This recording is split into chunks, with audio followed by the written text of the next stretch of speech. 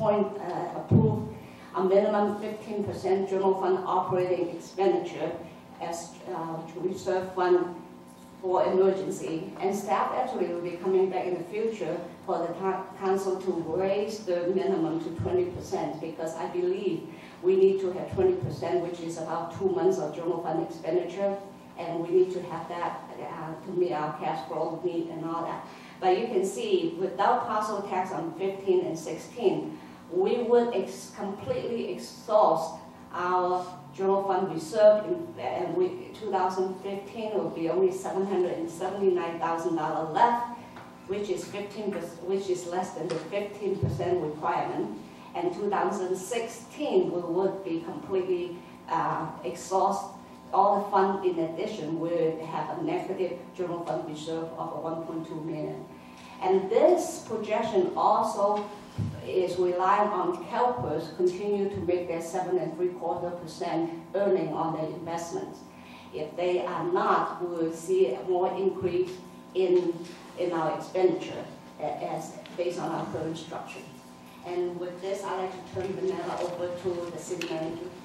Do you have copies of those 5 years?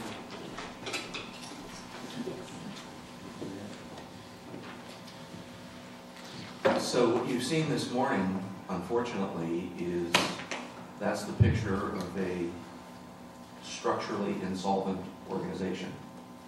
It's not sustainable as we currently do business. And we literally have spent hundreds of hours at staff time looking at all of the potential possibilities, cost savings, looking at furlough days, looking at reductions in salaries. The fact of the matter is that Atherton spends about 80% of its entire budget on labor. And although council has vested in the authority within the city manager we'll certainly look at every contract, we'll look at every expenditure, we'll look at every cost savings that is a possibility. However, solving this issue will include a reduction in force. I work with these folks every day and have for the past 4 months. I care for them too. I care about their families and their future. But the fact of the matter is we are structurally insolvent as we do business today. I have to move quickly on this. It's not a pleasant thing. I haven't made my final decisions yet on how to proceed, but it will move very quickly, and I just wanted for the public to understand and for the city council to understand I'm going to have to be a bad guy in this situation, and I'm going to have to take measures to put us back on an even footing. I regret that. I'm sorry that I have to do it, but I really have no alternative. And that's why council vested in me the authority to do reductions in forces and to do reductions in expenditures. So although I don't have a final tally on what that's going to be, I appreciate your support and any guidance you want to give me in that, but I will move very quickly on this and move to shore up the gap. I have not, in 20 plus years, I've never seen a time in local government that's been this bad. And I've also never been so stymied that I have no alternatives. It just is unsustainable. We can't keep going back to the piggy bank. It's like paying salaries with a credit card. It just isn't going to work. So I'm going to move very quickly on that, and I'd appreciate any thoughts or comments or advice you have for me before I proceed. Council? Jerry? Well, John, I appreciate your frankness, and it certainly is a very sobering realization that we have few, if any, alternatives to look at. I think that in conversations I've had with you that you have indeed looked at all alternatives, and although I don't know the details of your plan, I don't think there's any question that we need to proceed and make whatever changes that are required. required to get this town into a sustainable financial situation. So you have my support. Elizabeth?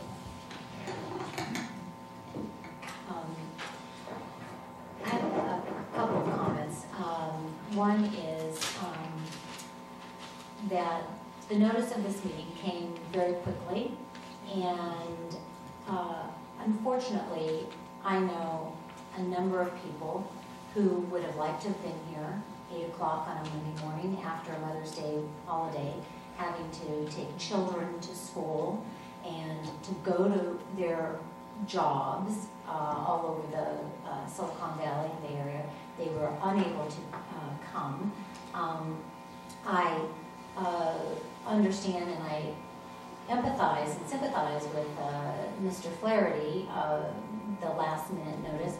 I think the majority of the Atherton residents have no idea that this meeting is being held. There's no true outreach to the majority, to the entire community at large, to know when these meetings are being held.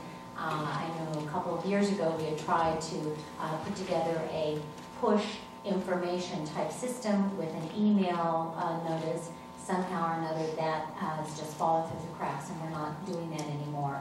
And I really feel that we are remiss in the outreach. I think there are some phone trees, or some of the regular people who come all the time get noticed one way or another. My other comment is, this is the first time that I've seen any of these numbers as a council member. No one's talked to me about these numbers. These charts that Louise just put up there of the 5 years of financial disaster. And the presentation is very well done, Louise. I appreciate all your hard work in putting those numbers together. The explanation of why the deficit of $1.1 million from last year included a $900,000 one-time refund. I mean, sometimes hearing that just as a presentation that'll go past you, you don't realize it because all you're seeing are the huge numbers. I don't disagree that we have a financial situation here that needs to be addressed. But I think that we, as a council, as a town staff, as a community, need to ask ourselves, what business are we in here in the town of Atherton? Are we in an industrial manufacturing business? No, we're not. We have no industrial, we have no commercial business. Are we in the retail consumer hotel business? No, we're not.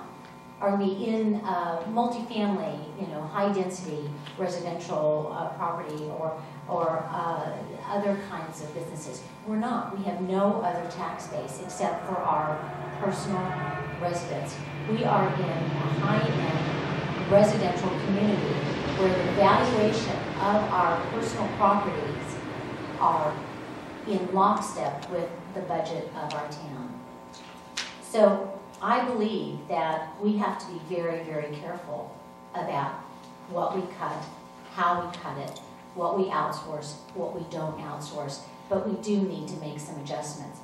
We need to do everything that we can as a town, as a council, to set policy. Council members set policy. We direct the city manager. Now, I know the city manager has been under a lot of pressure to balance the budget. And I think he's trying to do it really by reduction in forces. Historically, the town of Atherton, the residents, when they are known, when they're presented with these issues, they will step up and pass the parcel tax to fund police services, which is very, very important to them. We value our property. Our property is really the business that we're in, the valuation. So I think we need to continue to do everything we can to help residents improve their property, to improve and increase the valuation of their property so that property taxes do increase. I think that the building department should be self-sustaining. It's not a profit-making entity. None of the profit of the building department would flow to the general fund anyway, but it has to sustain itself. And over the years, it did amass some reserves, which we used last year to balance its budget. Am I correct, Louise, in that? Yes. Okay. So you know, but we need to look very carefully. So I just want to caution council in the future. I'm very upset about how this meeting was called and that the notice was not given to the public at large in more of an advance notice. And 8 o'clock on a Monday morning is very difficult for the majority of the residents to come and hear what's being said and have a say in it. Will? Sure. First off, Louise and John, thank you for the presentation. It would have been helpful if we had had an opportunity to look at the numbers beforehand. As you know, Louise, in previous years, I've given you some input as a member of the audit committee and just as an ad hoc member, and suddenly to see new numbers, this time was kind of a surprise. I've been saying for a while as I was doing my campaign that I felt that the town was insolvent and we needed to do something and take some drastic measures. So I'm supportive of taking a very hard look at how we're providing the services to the town and making sure we have a good inventory of all the services we are providing to the town. There are certain things that we've said all along that we won't touch without public opinion, and there are other things such as, for example, some of the park maintenance and things like that that I think make good sense to outsource. As an industry expert in outsourcing, I think it's important that we understand all the service levels that we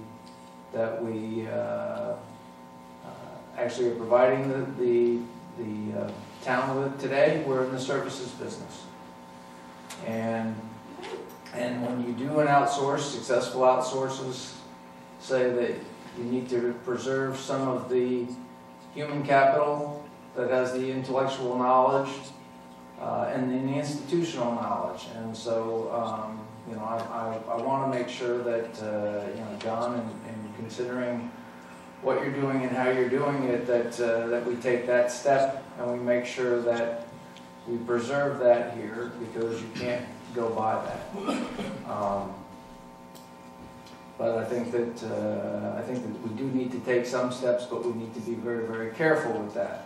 As you know, we brought forward and asked, the mayor and myself asked you in January to initiate a categorization of the types of services that we're providing. We came back with an opportunity to do a review on and a benchmark on the services that we're providing, and there were supposed to be reports that came out, and I haven't seen any, and hopefully we will see some of those reports, and that they'll be used in helping to make the right decisions. But I think that we need to take some steps, but we need to take some steps in a careful manner. Again, I offer my support and my expertise in helping us decide how and what to outsource. But I want to make sure that we do it in an appropriate manner and move forward in a cautious manner, as opposed to just moving forward with just cutting and reckless abandon. Thank you. Louise, I'd like to ask you 2 questions. What is according to our latest actuarial studies, what is our outstanding medical debt? We did an actuarial study on our GASB 45, which is the retiree medical liability in 2009. At that time, with past and future costs, is estimated, I believe, close to 12 million, and we're amortizing that over 30 years. Yes. And our outstanding PERS, which is the retirement liability.